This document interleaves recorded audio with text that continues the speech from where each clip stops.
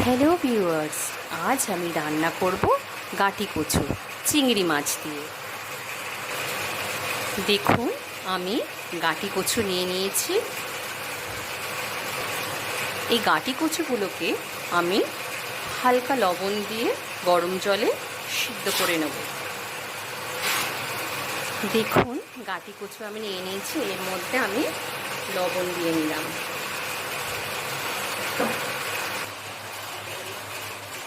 দেখুন, কড়াইতে আমি তেল দিয়ে নিয়েছি। এরপর সিদ্ধ করে রাখা কাঠিগুলো আমি একটু দিয়ে ভেজে নেব। এতে আমি দিয়ে নেব সামান্য পরিমাণে হলুদ। লবণ আমি দেবো না, যেহেতু সিদ্ধ করার সময় লবণ দিয়েছি এই কারণে। দেখুন, এই কচুগুলো আমার ভাজা হয়ে গিয়েছে। এরপর এগুলো আমি তুলে নেব।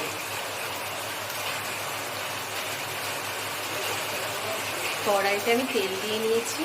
এরপর আমি কেটে রাখা আলুগুলো এর মধ্যে দিয়ে ভেজে নেব।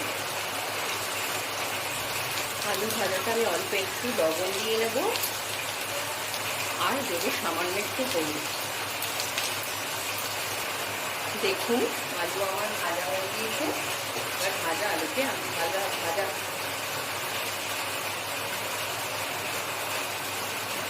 দেখুন, আলু আমার ভাজা হয়ে গিয়েছে।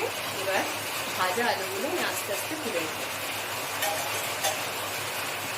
দেখুন, কড়াইতে আমি তেল দিয়ে নিয়েছি, তেল গরম হয়ে গিয়েছে আমার। এরপর আমি এতে 5 ফোড়ন, শুকনো লঙ্কা, তেজপাতা সম্বার দিলাম। এরপর আমি এতে পেঁয়াজ, রসুন আর কাঁচা লঙ্কা বাটা যে একটা পেস্ট বানিয়েছি সেটা দিয়ে দিলাম। কেটে দিলাম হলুদ, 3টে কাঁচা লঙ্কা গোটা দিয়ে দিলাম। এরপর আমি এতে দেবো টমেটো বাটা। এতে আমি দেবো লবণ। কড়াইতে আমি তেল দিয়ে নিয়েছি। এরপর আমি চিংড়ি মাছগুলো দিয়ে দেবো। এতে দেবো অল্প একটু অল্প নুন।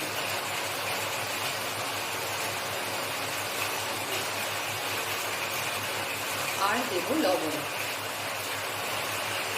দেখুন, চিংড়ি মাছ আমার ভাজা হয়ে গিয়েছে। এবার যে মশলাটা আমি কষিয়ে রেখেছিলাম সেটা আমি এর মধ্যে দিয়ে দেবো। এরপর আমি এতে ভেজে রাখা গাঁটি কচুগুলো দিয়ে দেবো আর ভাজা আলুগুলো আমি এতে দিয়ে দেবো। এরপর আমি এতে পরিমাণ মতো জল দিয়ে নেব।